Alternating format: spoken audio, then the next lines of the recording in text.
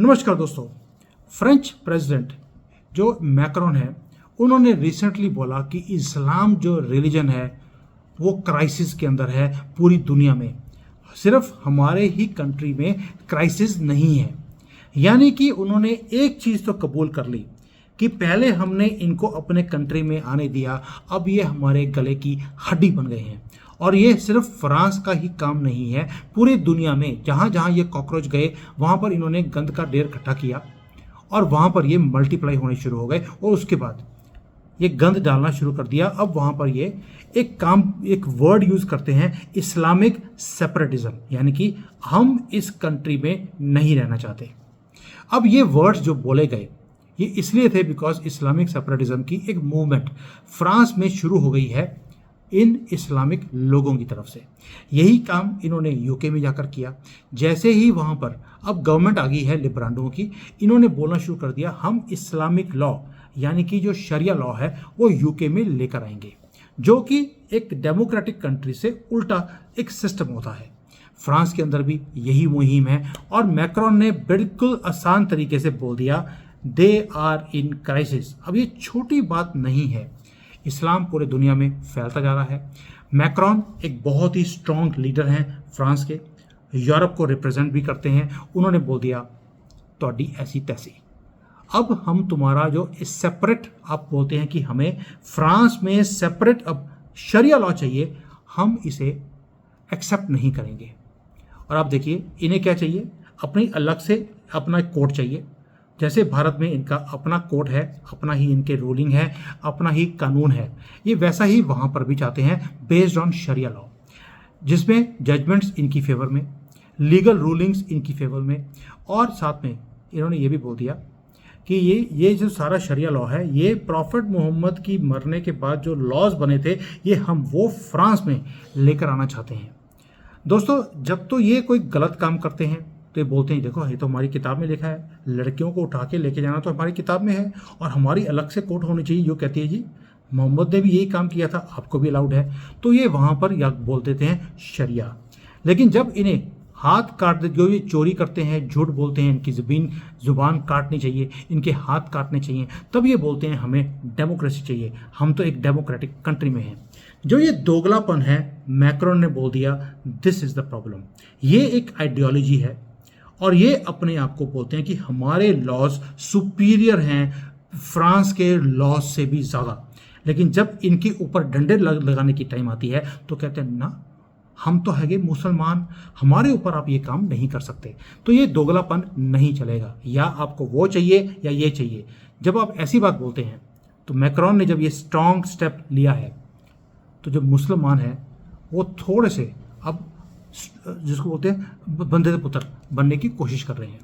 दूसरा मैक्रोन ने एक और बोला कि जो मुसलमानों के पेरेंट्स हैं वो अपने बच्चों को ना तो म्यूज़िक की क्लासेस को अटेंड करने देते हैं, ना स्पोर्ट्स में जाने देते हैं, ना कल्चरल एक्टिविटीज़ में जाने देते हैं, ना ही कोई कम्युनिटी की जो एक्टिविटी होगी जहाँ पर वो बच्चों को देते हैं कि भाई आप सोशल वर्क कीजिए, उसके अंदर ये जाने ही नहीं देते अपने बच्चों को।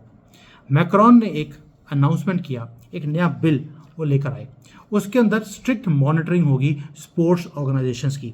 अगर मुसलमानों के बच्चे उसमें नहीं जाते हैं तो ये कौन सी स्पोर्ट्स करने जाते हैं, मैक्रोन को वो भी पता लग गया कि जो ये जेवलिन थ्रो जिसको बोलते हैं, हम तो हमारे बच्चे जाते हैं जेवलिन थ्रो में, ये जाते हैं बॉम्ब फेंकने में, पत्थरबाजी में, तो उसके ऊपर भी रोक लगाई जाएगी। अभी रिसेंटली जब वहाँ पर दंगे हुए, सबसे ज़्यादा आगे इनके बच्चे थे जिन्हें ट्रेनिंग दी जाती थी पहले पत्थर फेंकने की, बॉम्ब फेंकने की, पेट्रोल बॉम्ब फेंकने की, अब उनके ऊपर मॉनिटरिंग करनी शुरू कर दी है। दूसरा उन्होंने एक काम और कर दिया जो कि बड़ा ही ब्यूटीफुल है, भारत को भी करना चाहिए। उन्होंने एक सिस्टम बना दिया फ्रांस के अंदर कि जो इमाम दूसरे कंट्री से फ्रांस में आते हैं, इन इमामों की ऐसी की तैसी फेरी जाएगी, इनको वीज़ा नहीं दिया जाएगा। फ्रांस के अंदर ये जो इमाम ये आते हैं, ये कहाँ से, ये कॉकरोचों वाली कंट्री से, कभी बांग्लादेश से, कभी पाकिस्तान से। वहाँ जाकर ये रेडिकलाइज करते हैं अपनी कम्युनिटी को कि हम तो अल्लाह के बंदे हैं, हमें डेमोक्रेसी से कोई लेना देना नहीं है। भी लेना देना नहीं है तो 56 आपके पास अपनी कंट्री हैं, वहाँ झक मारो, वहाँ नहीं जाएंगे, डेमोक्रेटिक कंट्री में जाएंगे, वे बोलेंगे हमें डेमोक्रेसी नहीं चाहिए। मैक्रोन ने बोल दिया ऐसा नहीं चलेगा, रिलीजियस न्यूट्रलिटी हमारे यहाँ होनी चाहिए। जो पावर्स, जो राइट्स हमने बाकी कम्युनिटी को दिया है, आपको भी उतना ही मिलेगा। आप कोई प्राइवेट एंटिटी नहीं है, कोई ट्रांसपोर्ट कंपनी नहीं है, कोई फैक्ट्री नहीं है बच्चे बनाने की आपकी। और ये स्टेटमेंट कब दिया है? मैक्रॉन ने दिया फ्राइडे को, इनके जुम्मे वाले दिन। वो भी इनके गढ़ में जाकर वहाँ पर बोला है कि भाई हम इस्लामिक टेररिज्म को एक्सेप्ट नहीं करेंगे, इनके लॉज को एक्सेप्ट नहीं करेंगे। दोस्तों, जब वहाँ पर फ्रांस में अब लोगों ने ओपनली मोहम्मद के कार्टून बनाकर डालने शुरू कर दिए, दिखाने शुरू कर दिए, और इन्होंने रोना शुरू कर दिया, ब्लास्फेमी का केस हो गया है, इन्होंने तो हमारी कुरान की इज्जत नहीं रखी। वो इज्जत थी कब? जब कोई रखेगा, ना प्रॉफिट की ना कुरान की। तो वहाँ पर जब अब आवाज़ें उठनी शुरू हो गई हैं लोकल लोगों की कि अगर आपको नहीं पसंद है हमारी कंट्री में, हम तो आपका मजाक उड़ाएंगे। जब आप बाइबल का, गीता का जब आप मजाक उड़ा सकते हैं, हम आपका क्यों नहीं उड़ा सकते? आपकी तो पूरी किताब है ही मजाक, आपके साथ मजाक किया है, आप नहीं मानना चाहते, हमारी क्या गलती है? तो इसलिए अब वहाँ पर एक आवाज़ उठनी शुरू होगी और मुसलमान बड़े ही गुस्से में है। गुस्सा भी किसने दिखाया? इनका जो खलीफा है। खलीफा कौन? वही अर्दोगन फ्रॉम तुर्की। उसने बोल दिया कि जो मैक्रॉन ने वर्ड्स यूज़ करे हैं मुसलमानों के लिए, ये हम एक्सेप्ट नहीं करेंगे कि इस्लाम क्राइसिस में है। इस्लाम तो बढ़ रहा है, क्राइसिस कहीं है ही नहीं। और दोस्तों, ये अपना अर्दोगन है तुर्की वाला, ये एक मॉस्क में रिलीजियस वर्कर्स के साथ बैठा हुआ था, थोड़ा सा हीरो बनने की कोशिश कर रहा था कि ये मैक्रॉन की स्टेटमेंट इस्लाम के खिलाफ है, ये ब्लास्फेमी का केस इसके ऊपर बनाना चाहिए। यानी कि कहीं ना कहीं वो फ्रांस में बैठे हुए मुसलमानों को बोल रहा है, अब आप मेजॉरिटी में आते जा रहे हो, अब आप वाट लगानी शुरू करो फ्रांस की और इस कंट्री को टेक ओवर करना शुरू करो। दोस्तों, इनको तो हल्की सी हवा चाहिए होती है, हवा मिल गई तो लग गए वो लोग वहाँ पर पत्थरबाजी करने। आपको याद है अभी रिसेंटली जब वहाँ पर इलेक्शंस हुए थे फ्रांस के अंदर, इन्होंने आग लगा दी थी। जो मुस्लिम ब्रदरहुड है पूरे दुनिया का, वो इकट्ठा हो गया। वहाँ पर हमास के झंडे लहराए गए, पैलेस्टीन के झंडे लहराए गए, जगह जगह पर इन्होंने हमास लिख दिया, हमास इज कमिंग, मैक्रॉन तुम बच नहीं सकते। दोस्तों, मुसलमानों की यही प्रॉब्लम है, जहाँ जाएंगे गन डालेंगे और वहाँ जाकर टेक ओवर करने की कोशिश करेंगे। बांग्लादेश से कॉकरोच हमारे कंट्री में आए, क्या बोलते हैं? वहाँ पर कॉकरोचों की तरह रहे, अब यहाँ पर बोलते हैं हमने यहाँ पर गज़वे हिंद करना है। और ये आते हैं झुंड में, अकेले नहीं आते।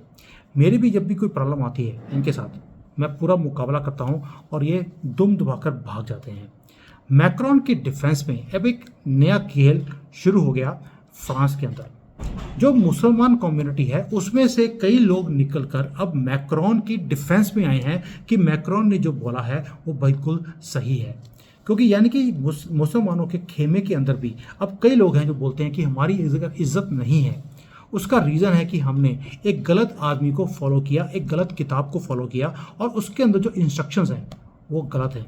और अगर कोई बोलता है कि इस्लाम खतरे में है तो बात सही है, क्योंकि जितने दुनिया में जिहादी हैं वो हमारी ही तो कम्युनिटी से आते हैं। जब लोगों ने इस चीज़ों को क्वेश्चन करना शुरू किया, जो रेडिकलाइज्ड लोग हैं, जो 99% मुसलमान कम्युनिटी से आते हैं, वो बोलते हैं कि भाई हमारी सेक्रेड बुक के ऊपर कोई क्वेश्चन नहीं लगा सकता, मोहम्मद ने जो किया वो सही किया, मैक्रॉन उसको क्वेश्चन नहीं कर सकता।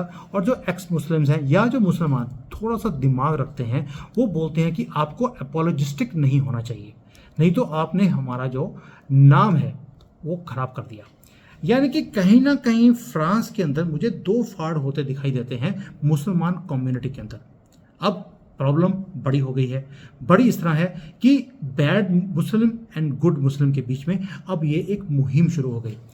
लेकिन मुझे ऐसा लगता है जो फ्रांस के लोग हैं वो कहते हैं कि जिन्होंने अब मैक्रॉन का साथ दिया है, अल्टीमेटली ये भी बैड ही बनने वाले हैं, क्योंकि किताब तो वही है जो इन्होंने पढ़ी है।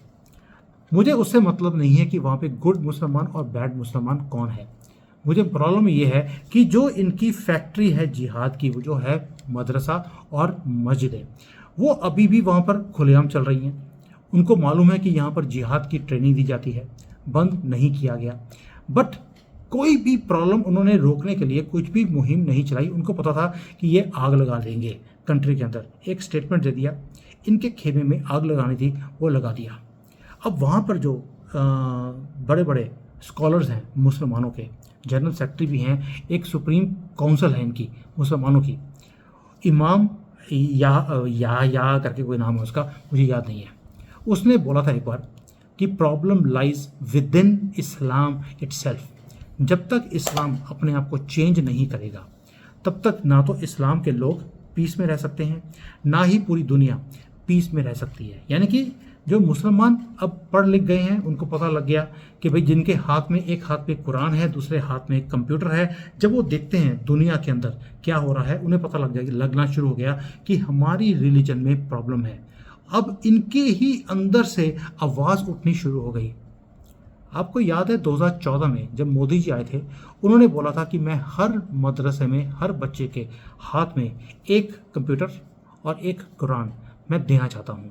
उसका मतलब आज मुझे समझ आया कि मोदी जी तब क्या बोलने की कोशिश कर रहे थे कि जब इनकी आंखें खुलेंगी, जब ये देखेंगे कि दुनिया में एक्चुअल में दुनिया गोल है, फ्लैट नहीं है, दुनिया में पीस है, शांति है, तुमने ही गंद डाला है। जब ये चीज़ें देखेंगे, ये खुद क्वेश्चन करेंगे अपने टीचिंग्स को।